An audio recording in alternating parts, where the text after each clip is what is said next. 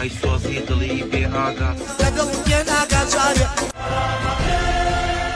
نەهاتە نەهات ئەگەر لەمنی وەردەگرن ئەم ساڵەکەی بۆ هەندەرانی بارسلۆنە و ئەوانش نەهاتە کە کەیفیان بە ڕیال مەدرید نایەت. ڕیال ڕێک دەڵی مامە مێسیە هیچ حەلی نییە و بە کەس ناگیرێت. دوێنێشەوی ژیانی شاهانە لە دوای خولەکەکاندا لایەنە باڤاریەکەی بردەوە. لەسەر سۆشیال میدیا تا بەرەبەیان هەندەرانی ڕیال شعر و شانامەیان بۆ نووسی و ئەم بابەتێک یەک بوو لە ترێندەکانی هەفتە.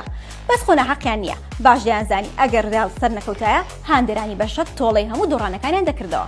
هەمووی بۆ خۆشیە دڵە دڵمەدن ڕۆژێک دێت بارسلۆنا ببێتەوە بەبێ حەلەکەی جاران. واز لەوە بێنن ئەری حەستان لە بەرنامە نییە؟ ئەی فیلمی کوردی ترسناک؟ ئەی گۆرانی بەتەقەوە؟ ئەم دەپرسن ئەو تۆ چی دەڵێی؟ ئەمانە بەشێکن لە هەواڵ و باس و خواسەکانی هونەری ئەم هەفتەیە. با بە خێرایی پێتان بڵێم. دوای 15 ساڵ و پەخشکردنەوەی یەک زنجیرە لە بەرنامە مقۆ هەیە جارێکی تر دەست پێ بکاتەوە. سەرچاوێکی نزیک لە ئەستافینەوەاندنی بەرنامە بە 1964 ڕاگەیاند. لەگەڵ تەلەڤیزۆنی کورسات قسە لەسەر بابەتەکە کراوە بەڵام تا ئێستا هیچ ڕێکەوتنێک نەکراوە. بەشێک لە ڕێگرێکەش دەگەڕێتەوە بۆ گەورەبوونی تەمەنی ئەکتەرەکان و هەندێکیان توانای حیواڕوتنیشیان نەماوە. بەم زوانان لە شاشەکانی سینەما یەکەمین فیلمی کوردی ترسناک نمایش دەکرێت. فیلمێک کوردی بێت و ترسناکیش بێت دەبێت چی بێ؟ چریکە عەبەڕەش کە یەکێکە لە ئەکتەرانی فیلمەکە بۆ 1964 وتی دەرهێنەرەکەی نزیکەی 4 ساڵە کاری بۆ دەکات. دەتوانم بڵم فیلمێکی ترسناکە بە تامی کوردی و شەرقی. کە تۆ ژەڵێ هۆرەر مەبەست ئێمە لەوە نییە کە خوێن و کوشتن و بڕینەوە شتانە نییە. مەبەست لەو گرێ ترسناکەیە کە لە فیلمی هۆرەرا هەیە لەو جوانەیە کە لە فیلمی هۆرەرا.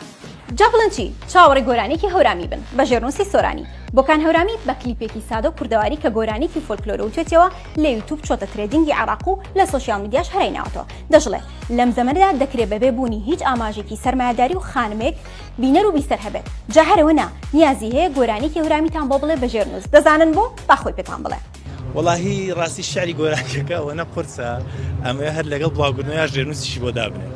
عەبەکەریب لە گۆرانیک دەیکاتە تەقە و توانج دەدات. لەو لاشە دەڵێ داوای پارە بکەیت نییە. ئەمە نوێترین بەرهەمەتی و ڕەخنێکی زۆریشی لێگیراوە. یەک دەڵێ لەگەڵ کۆمەلگا ناگونجێ، یەک دەڵێ ڕوونە باسی کێ دەکات و دەستی خۆش بێ.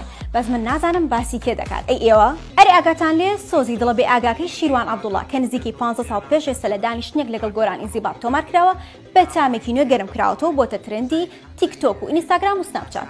دەژڵێن ئەگەر حەزت لەو گۆرانیە نەبێ نەخۆشەویستەکەت فێڵی لێ کردویت و نەشەڕت کردووە. ئێستا پێم بڵێن تۆ حەزت لێیە؟